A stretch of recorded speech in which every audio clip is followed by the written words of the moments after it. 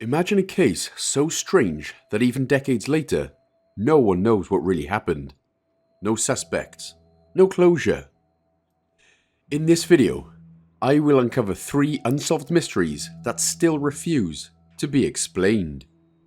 Apart from the last one.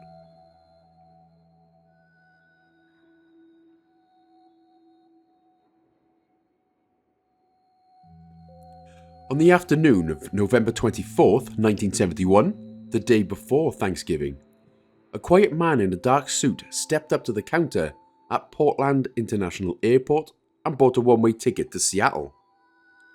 He gave his name simply as Dan Cooper. No one noticed anything unusual about him. He was polite, calm, ordinary in the way that makes people forget you moments after you leave the room. He carried a black briefcase, wore a white shirt and thin black tie, and ordered a bourbon and soda once seated aboard Northwest Orient Flight 305, which was a Boeing 727-100 bound for a short, routine flight north. That ordinariness was his camouflage, because somewhere between Portland and Seattle, Dan Cooper would become D.B Cooper and carry out the only unsolved skyjacking in American history.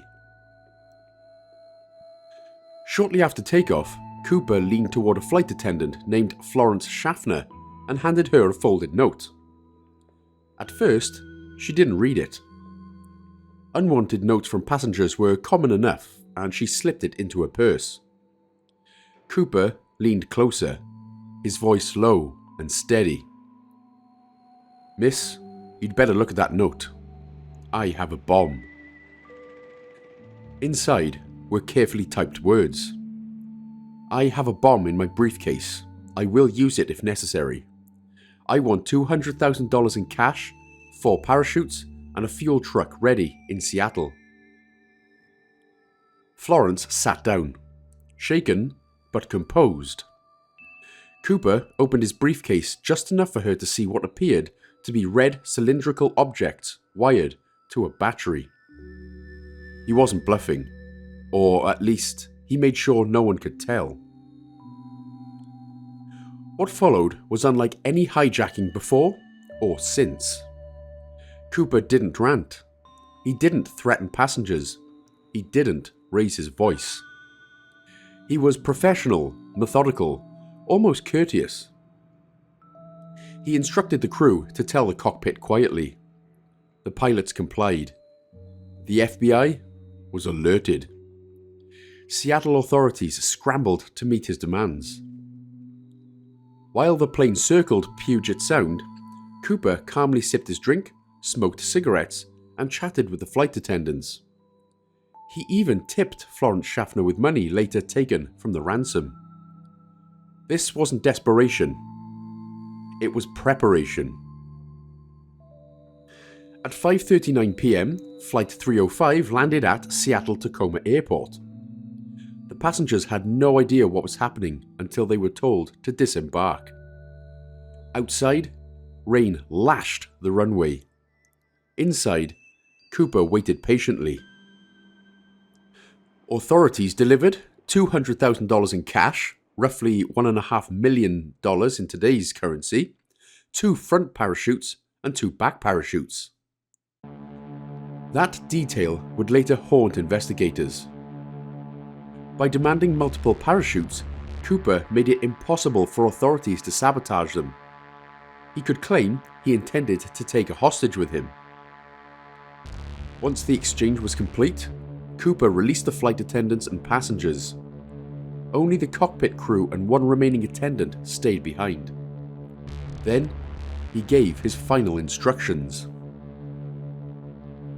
Cooper ordered the plane to fly toward Mexico City at a low altitude, slow speed, with the rear stairway lowered, a unique feature of the Boeing 727. The pilots protested. The weather was terrible, the terrain was mountainous, and the aircraft wasn't designed for this configuration. Cooper didn't argue. He simply waited. Somewhere over the dark, rain-soaked forests of southern Washington, Cooper put on his parachute, tied the ransom money to himself, and stepped toward the rear of the aircraft. At 8:13 p.m, the crew felt a sudden upward jolt. The pressure changed. The warning light flashed. The rear stairs had been deployed. And Dan Cooper was gone. Simply vanished into the night. When the plane landed safely, authorities found Cooper's black clip-on tie, several cigarette butts, and 2 parachutes left behind. No body, no parachute, no money. The FBI launched one of the largest manhunts in US history. They concluded that Cooper jumped somewhere over the dense wilderness near the Columbia River, an area of forests, ravines, and rivers that could swallow a man forever. But search teams found nothing, and that is where the legend began. The name D.B. Cooper was actually a mistake. A reporter misheard a law enforcement briefing, and the wrong initials stuck forever. Over the decades, hundreds of suspects were proposed. Military veterans, paratroopers, engineers, conmen, or terminally ill men who, quote, confessed on their deathbeds.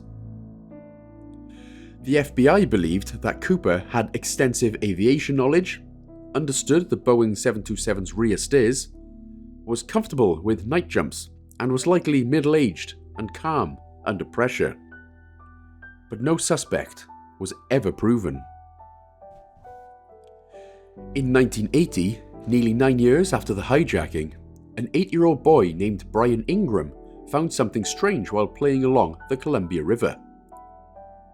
It was bundles of decaying cash. The serial numbers matched Cooper's ransom. But here is the unsettling part. Only $5,800 was found. It showed signs of long-term exposure. And it wasn't scattered. It was deliberately buried. So did Cooper survive and just lose part of the money? Did the river carry it there after his death? Or did someone else plant it? The discovery answered nothing and raised even more questions. After 45 years, thousands of interviews and no definitive answers, the FBI quietly closed its active investigation in 2016. Their conclusion was blunt. We believe further investigation is unlikely to resolve the case.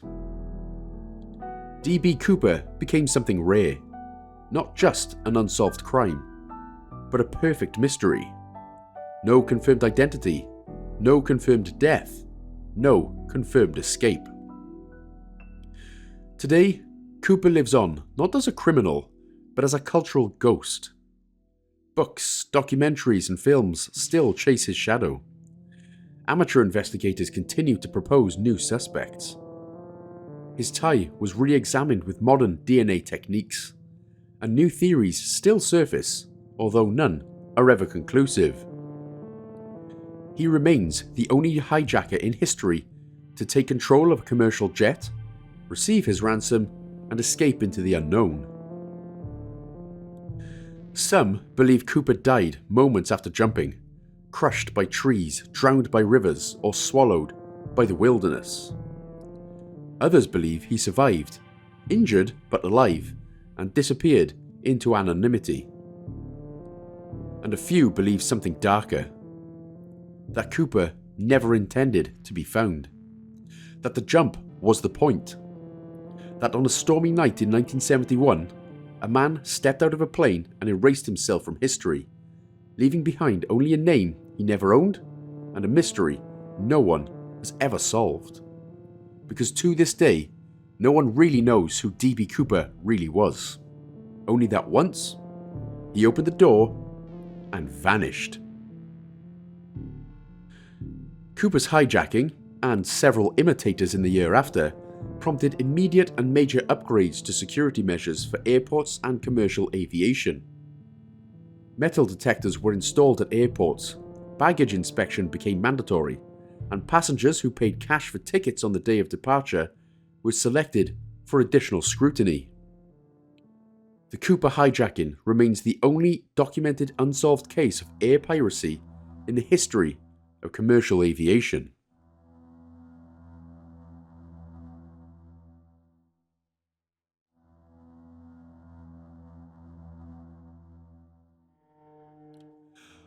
On the warm evenings of 1987 and 1988, in the quiet coastal town of Gulf Breeze, Florida, something strange began to unfold.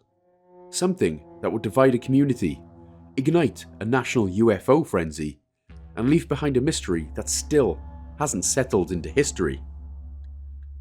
What started as a single man's story would grow into one of the most controversial UFO incidents in American history. Gulf Breeze sat on the Florida Panhandle, a small, orderly town bordered by the Santa Rosa Sound. It was the kind of place where neighbours knew one another, where evenings were slow, and where nothing much ever happened. Until it did. In November 1987, a local building contractor named Ed Walters claimed he saw something impossible hovering near his home. Not a plane, not a helicopter, but something else. Walters said the object appeared silently over the water, a glowing, disc-shaped craft emitting a blue-white light, moving in sharp, unnatural ways. He described it as metallic, with no visible propulsion, hovering and darting with precision. Then, he did something that would change everything. He took photographs. Not one, not two, but dozens. Over the following months, Walters claimed the sightings continued. The craft returned again and again, sometimes hovering, sometimes landing, sometimes moving so fast it blurred the edges of the sky. He reported beams of light, strange paralysis, and a feeling of being watched. Eventually, Walters said he encountered the occupants. According to Walters, the entities were small, humanoid with large heads and slanted eyes, the classic grey appearance that had already become embedded in UFO lore. He claimed they communicated telepathically, warning him about nuclear weapons and environmental destruction. They showed him visions, he said. They examined him, and then they returned him. And as always, the craft appeared. Walters brought his photos to local newspapers and UFO investigators. The images showed a clear, structured craft, sometimes hovering above roads, sometimes over water, sometimes near houses. They were unusually sharp. Too sharp, some would later argue. But at the time, they electrified the UFO community. Major figures in ufology examined the negatives. Some declared them authentic. Others were cautious. But when national media picked up the story, Gulf Breeze became ground zero. UFO tourists arrived. Researchers set up cameras. Locals began watching the skies. And then, something unexpected happened. Reports poured in. Police officers, military personnel from nearby Eglin Air Force Base, pilots, ordinary residents. Many claimed to see lights, craft, or strange movements in the sky.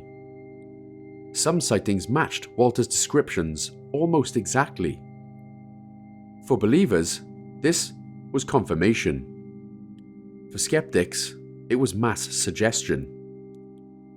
The town became divided between those who believed something extraordinary was happening and those who believed Ed Walters was at the center of an elaborate hoax. In 1988, Walters suddenly moved out of Gulf Breeze. Shortly after, the new homeowners made a startling discovery in the attic. A styrofoam UFO model, painted and shaped eerily like the craft in Walters' photographs. News of the model spread like wildfire.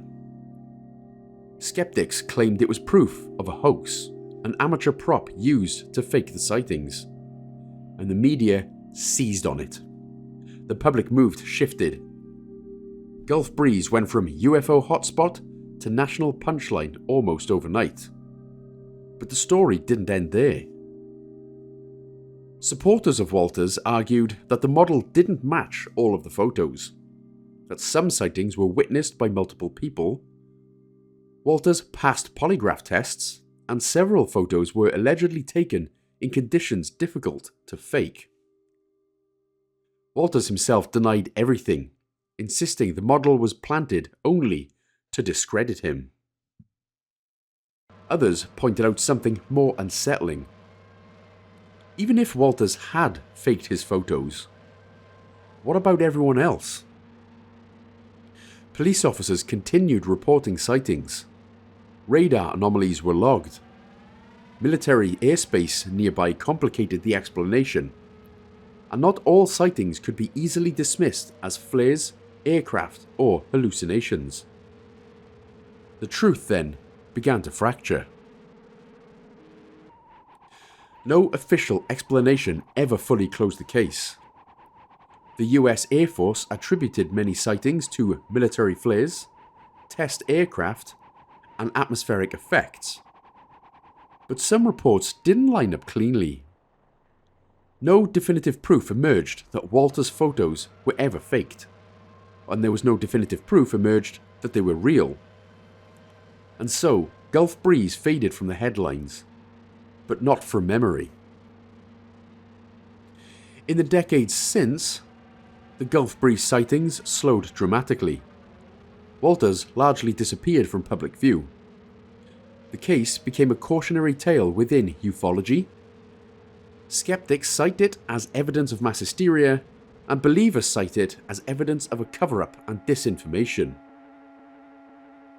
Modern analysis, even now, remains split. Some say it was an elaborate hoax amplified by attention, and a psychological feedback loop in a small town, while others say that something genuinely unknown was happening, and that the hoax narrative became an easy escape hatch.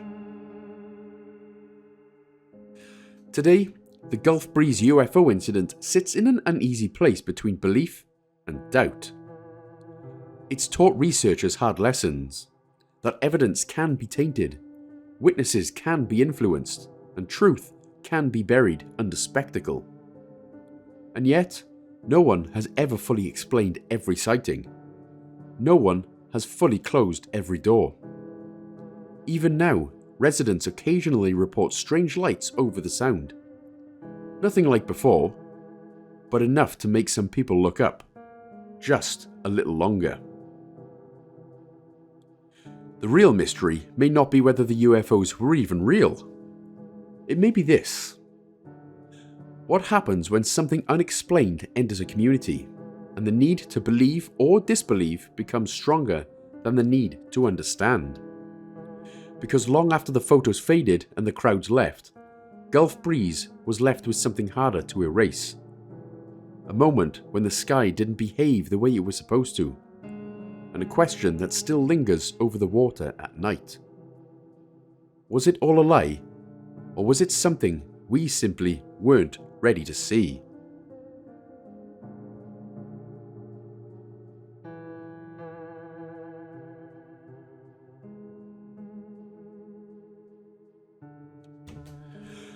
It was a warm holiday weekend in the Chicago suburb of South Elgin, Illinois. Fireworks had faded, families were home, and the 4th of July celebrations were winding down. 9-year-old Kayla Unbehaun was spending time with her mother, Heather Unbehaun, after a parade in Wheaton where they had been together earlier in the day. They appeared ordinary, a mother and daughter on a late summer outing. But the next day, July the 5th, was supposed to be different. Kayla's father, Ryan Iskirker, had full custody of Kayla. A court-ordered exchange was scheduled for the evening, his chance to pick up his daughter as planned. He arrived at Heather's home and found it empty. No Kayla, no Heather, only silence. Ryan called the police, and a missing persons report was filed. In the early days after her disappearance, investigators found Kayla and Heather's cell phones switched off, Heather's social media deleted, relatives saying they had gone camping in Wisconsin, a trip that never materialized. Ryan and the authorities, along with the National Center for Missing and Exploited Children, or the NCMEC for short, searched desperately, hoping for any kind of a clue. A warrant for Heather's arrest was issued by the Kane County State's Attorney because she had violated the court order by not returning Kayla. But for years, there was no trace of Kayla. For 6 long years, Ryan kept searching. He created a GoFundMe to pay for private investigators. He shared photos, letters, and pleas on social media. He marked birthdays with heartfelt tributes, including one on January the 5th, 2020, when Kayla turned 12, in which he prayed daily for her safety and return. Many people fear the worst in a missing child case that long without leads.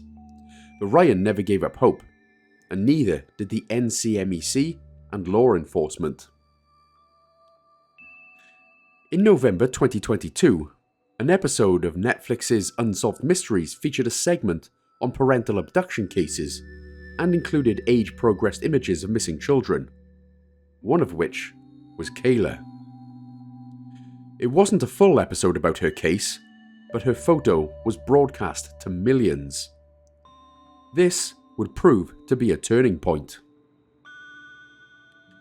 On May the 13th, 2023, in Asheville, North Carolina, something incredible happened. An employee at a second-hand clothing store, a Plato's Closet on Westgate Parkway, looked at a teenage girl and her mother and felt a jolt of recognition. Her memory went back to that Unsolved Mysteries segment. She didn't hesitate. She contacted the local police straight away. When officers arrived and confirmed the identities, the world shifted. Kayla, now 15 years old, was alive.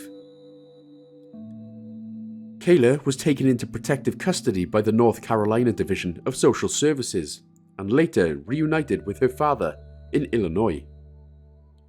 Her mother, 40-year-old Heather Unbehaun, was arrested on a fugitive charge and held on bond, pending extradition back to Illinois.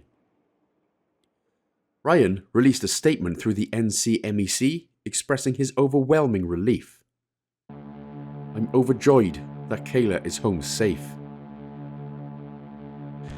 They asked for privacy as they rebuilt their relationship and navigated a new beginning together. Kayla's rescue wasn't the result of new forensic evidence or law enforcement breakthroughs. It was the public seeing her face, even years later, and actually choosing to act. Her case became a powerful example of how media and public awareness can help missing persons be found, even after many years. Law enforcement and advocates highlighted that sharing age-progressed photos matters. Stories kept alive in the public eye can lead to real breakthroughs, and ordinary people can change the course of a case. And for Kayla and her father, the next chapter, healing, reconnection, and recovery, has finally begun, rooted in hope that never truly faded. This is a story about a young girl taken from her father's care, a family's unrelenting search, years of waiting and wondering, and a moment of chance recognition that brought her home. From a disappearance in 2017 to a joyful reunion in 2023, Kayla's story is one of heartbreak and resolution, and a reminder that even the hardest mysteries can sometimes end in relief, rather than tragedy.